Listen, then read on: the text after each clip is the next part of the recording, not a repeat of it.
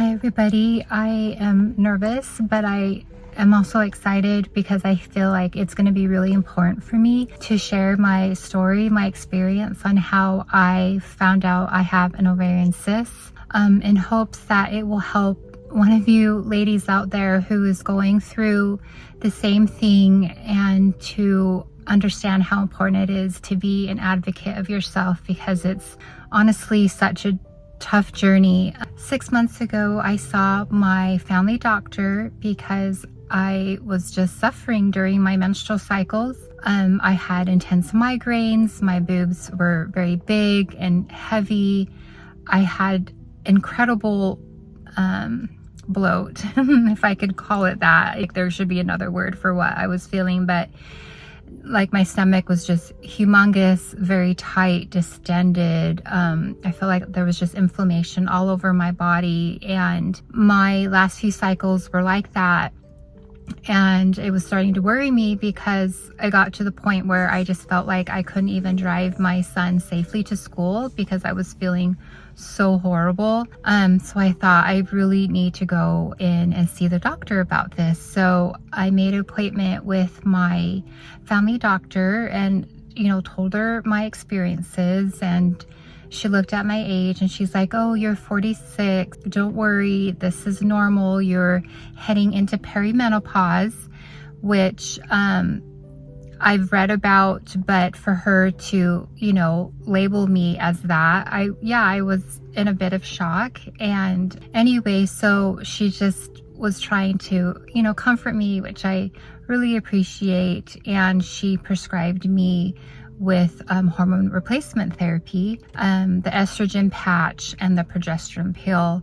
And then she had me get my blood results, or get my blood done. And so I was on that. And then I felt like within a couple days of being on the estrogen patch that I was feeling so much better. And I was like, hooray, this is the solution to to my problems. Cause I honestly have been feeling just horrible for the last 2 to 3 years. Anyway, so she calls me back and tells me that my blood results were normal and to get off of the estrogen patch immediately because I don't need it. And I just was shocked because I thought that, this was the solution. And I went and saw her in the office and we spoke, and she basically said that my hormone levels were normal and she didn't feel comfortable giving me the hormone replacement therapy. And at this point that my care needed to be handed over to a specialist. So she recommended I see an endocrinologist. And going back, when my blood results came and she saw that it was normal, she was like, "Stop taking it."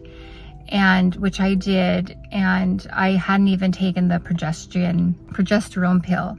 So, fast forward a couple weeks, I see the endocrinologist and went over all of my health issues. And surprisingly, the first thing she asked me was like, "Are you depressed?" And I was like, "Yes, no, like I am depressed because I'm feeling like crap and feeling like I can't function, but I don't feel like I'm depressed. So if that makes any sense. That she kept on pushing, prescribing me antidepressants, which I didn't want to do because I wasn't depressed. And then she was recommending birth control pills, which I didn't want to do either because the last time I took birth control pills, it just did not mesh with my system at all. And it was kind of like a look-see approach. And mostly I became just really disappointed and upset because I felt like when I explained my symptoms that they were dismissed and labeled as being depressed, and that she wanted to take a look-see approach and just go from there. And that wasn't satisfactory for me because honestly, I felt like I couldn't go another cycle feeling so horrible where, I'm in bed all day because I can't function because my headaches are so bad. The distension is so horrible. Anyway, it was also affecting work. just affecting all areas of my life. So from there, I decided to get to see an OBGYN, which I did. And again, I told her how I was feeling.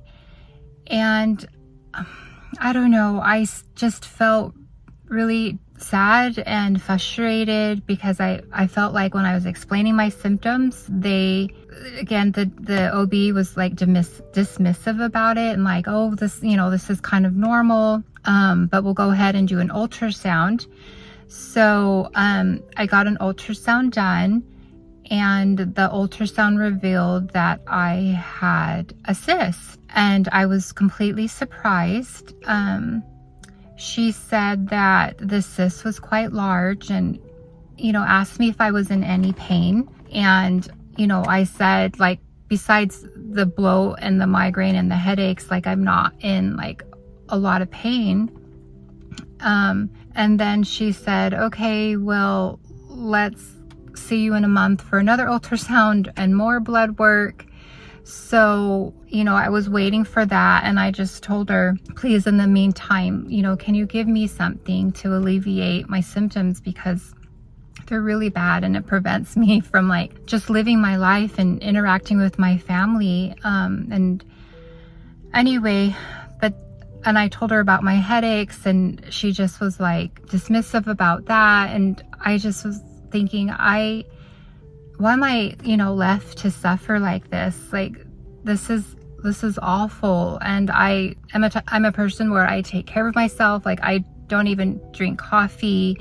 I exercise, I hydrate. I've been working really, really hard on my nutrition and eating right. So anyway, like, feeling just lousy is not acceptable for me.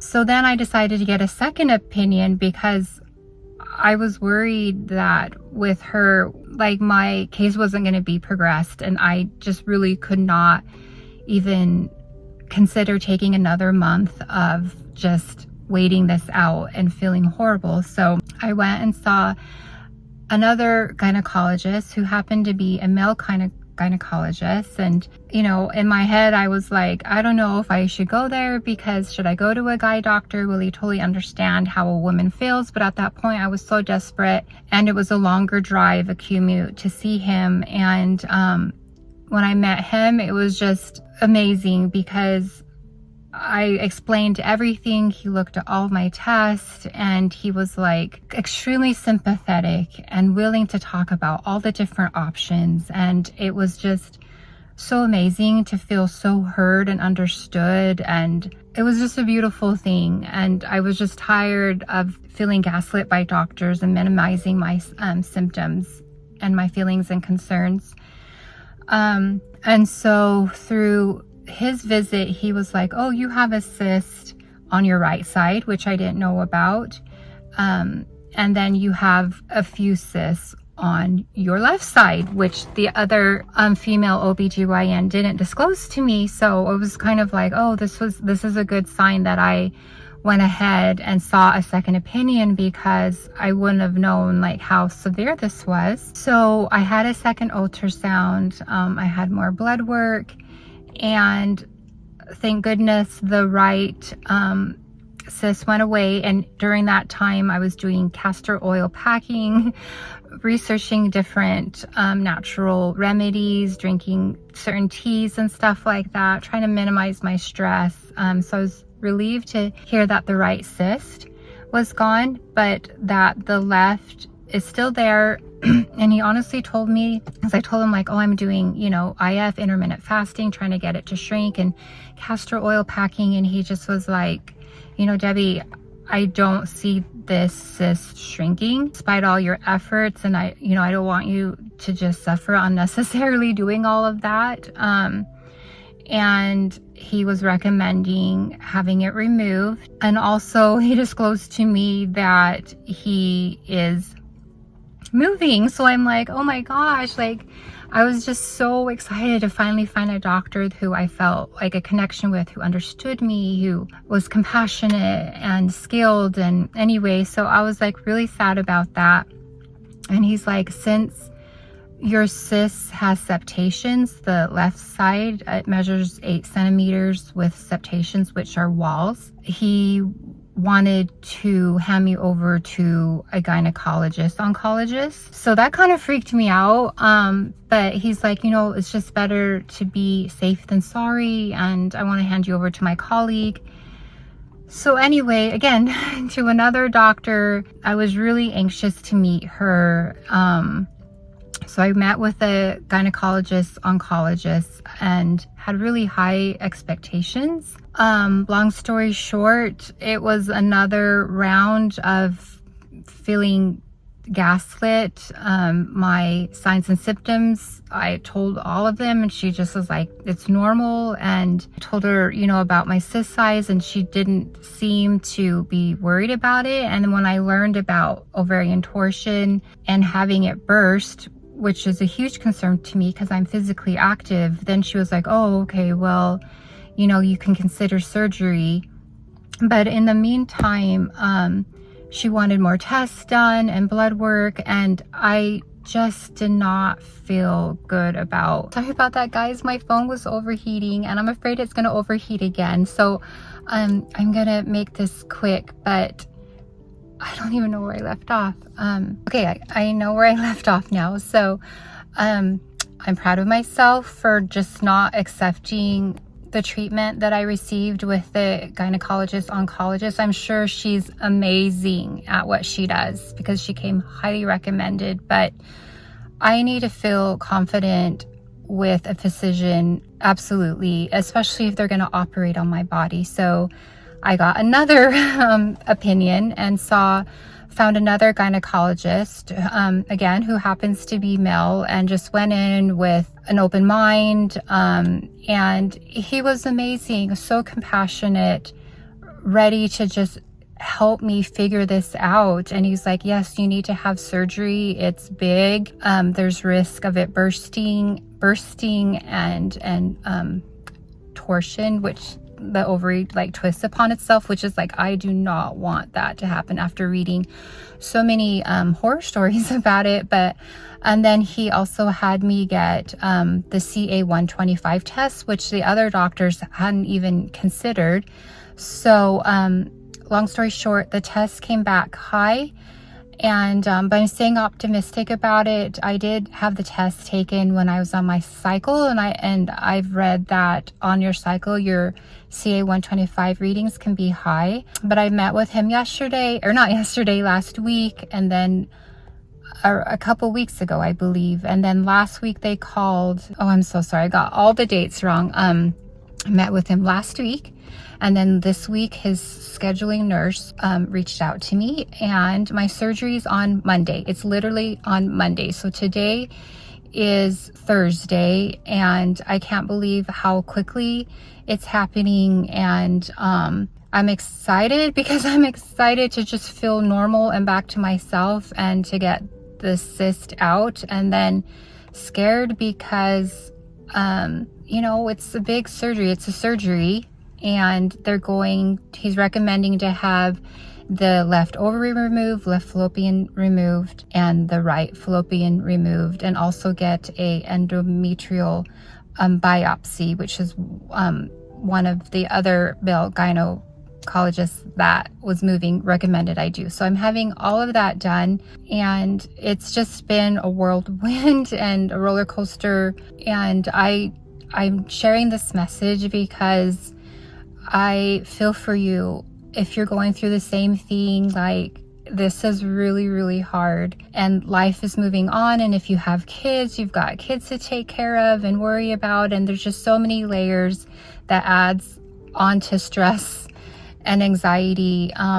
But I just want to be a voice, and I hope that my story offers you some support and gives you the courage to do what you need to get more answers. It's your body. You know, one of the scheduling nurses I spoke to, I just kind of like talked to her, and I said, you know, I kind of feel bad that I want to get a second opinion. And she was just like, no, this is your body, this is your care, and you ultimately decide what you want to do. It's your health. Do not feel bad. Do not feel guilty. And it was nice to have her affirm that and I hope to affirm that to you guys as well. And I would love to share my experiences with my surgery. Again, it's on Monday. So wish me luck. And if you watch this video, thank you so much. I've been wanting to film it, and I've had doctor's appointments all week. Actually, I just got back from a mammogram appointment. So here I am in my car all the time. But anyway, thank you so much. And I hope to connect with you guys later. Bye.